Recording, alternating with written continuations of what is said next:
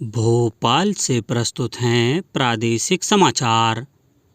नमस्कार, समाचारों के साथ मैं जितेंद्र रघुवंशी। पहले मुख्य समाचार। लोकसभा चुनाव के दूसरे चरण के लिए 6 सीटों पर हुआ शांतिपूर्ण मतदान। प्रदेश में मतदाता जागरूकता के लिए नवाचारों के साथ जारी है कार्यक्रमों का सिलसिला। सर्वोच्च न्यायालय ने वीवीपैट पर्चियों के ईवीएम के आंकड़ों के साथ 100% मिलान वाली याचिका को किया खारिज। और प्रदेश में कई स्थानों पर हल्की बारिश। मौसम विभाग ने 15 जिलों के लिए रेड अलर्ट किया जारी। अब समाचार विस्तार से। प्रदेश में लोकसभा चुनाव के दूसरे चरण में कल 6 संसदीय क्षेत्रों में मतदान शांतिपूर्वक संपन्न हुआ। कहीं से भी किसी अप्रिय घटना का समाचार नहीं मिला। होशंगाबाद सहित कई क्षेत्रों में मतदाताओं ने बढ़ चढ़कर वोट डाले, जबकि विंध्य क्षेत्र और खास तौर पर रीवा में मतदान के प्रति उत्साह कम नजर आया। पिछले लोकसभा चुनाव में इन सभी क्षेत्रों में करीब 66% वोट डाले गए थे। चुनाव आयोग को उम्मीद है कि मतदान के प्रतिशत में ज़्यादा गिरावट देखने को नहीं मिलेगी। प्रदेश में 2 चरणों में 12 लोकसभा सीटों पर मतदान हो चुका है, जबकि बाकी बची 17 सीटों पर अगले 2 चरणों में वोटिंग होगी। इसको देखते हुए कांग्रेस और भाजपा सहित तमाम दल और निर्दलीय चुनाव प्रचार में जुटे हुए हैं। केंद्रीय गृह मंत्री और वरिष्ठ भाजपा नेता अमित शाह अशोकनगर एवं राजगढ़ लोकसभा क्षेत्रों में जनसभाओं को संबोधित किया। वहीं कांग्रेस की ओर से प्रदेश कांग्रेस अध्यक्ष जीतू पटवारी, राज्यसभा सांसद विवेक तन्खा और पूर्व केंद्रीय मंत्री अरुण यादव बुरहानपुर में प्रचार किया। उन्होंने भाजपा पर आरोप लगाया कि वह बेरोजगारी और महंगाई जैसे मूल मुद्दों से ध्यान भटकाने के लिए विवादित विषयों को हवा दे रही है। कांग्रेस की राष्ट्रीय प्रवक्ता सुप्रिया श्रीनेत ने भोपाल में पत्रकार वार्ता कर पार्टी के घोषणा पत्र पर विस्तार से जानकारी दी। पूर्व मुख्यमंत्री शिवराज सिंह चौहान ने मीडिया से बात करते हुए कांग्रेस पर विरासत टैक्स लगाकर दलित और आदिवासियों के अधिकार छीनने का आरोप लगाया। सीहोर में जिला निर्वाचन अधिकारी और कलेक्टर प्रवीण सिंह ने जिले के नागरिकों से लोकतंत्र के महापर्व में 100% भागीदारी एवं सहभागिता सुनिश्चित करने की अपील जारी की है। उन्होंने कहा कि नागरिक अधिक से अधिक मतदान करें और अपने परिवार एवं आस पड़ोस के लोगों को भी अपने मताधिकार का उपयोग कर मतदान करें, इसके लिए प्रेरित करें। खंडवा नगर निगम मतदाता जागरूकता के लिए कई नवाचार कर रहा है। कल मां महालक्ष्मी माता वार्ड में विवाह के लिए जा रही बारात में दूल्हे द्वारा उपायुक्त जाकिर जाफरी के अनुरोध पर बारातियों को मतदान करने की शपथ दिलाई।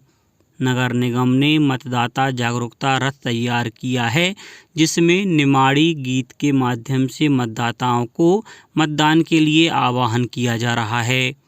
नीमच जिले में भी मतदान प्रतिशत बढ़ाने के उद्देश्य से विभिन्न मतदाता जागरूकता गतिविधियां आयोजित की जा रही हैं।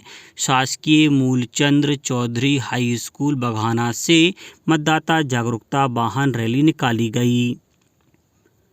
लोकसभा चुनाव के 5वें चरण की अधिसूचना जारी होने के साथ ही नामांकन भरने की प्रक्रिया शुरू हो गई है। इस चरण में 6 राज्यों और 2 केंद्र शासित प्रदेशों की 49 सीटों के लिए चुनाव होगा। इस चरण में उत्तर प्रदेश की 14, महाराष्ट्र की 13, पश्चिम बंगाल की 7, ओडिशा तथा बिहार की 5-5, झारखंड की 3 और जम्मू कश्मीर तथा लद्दाख की 1-1 सीट के लिए मतदान होगा। नामांकन 3 मई तक भरे जा सकते हैं।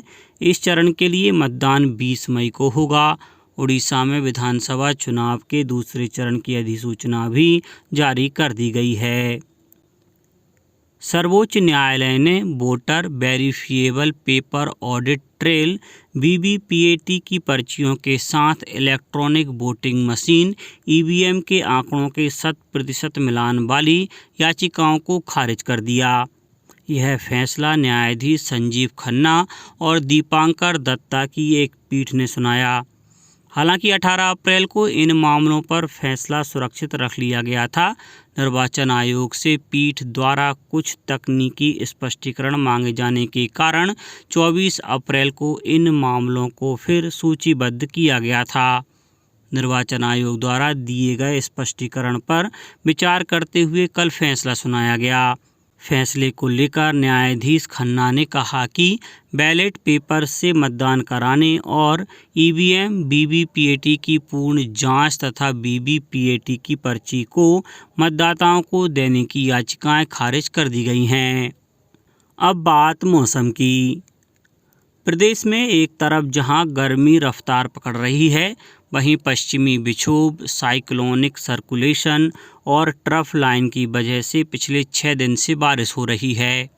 प्रदेश में मौसम विभाग ने 15 जिलों में बारिश के लिए रेड अलर्ट जारी किया है। वहीं 35 जिलों में हल्की बारिश का येलो अलर्ट जारी किया गया है।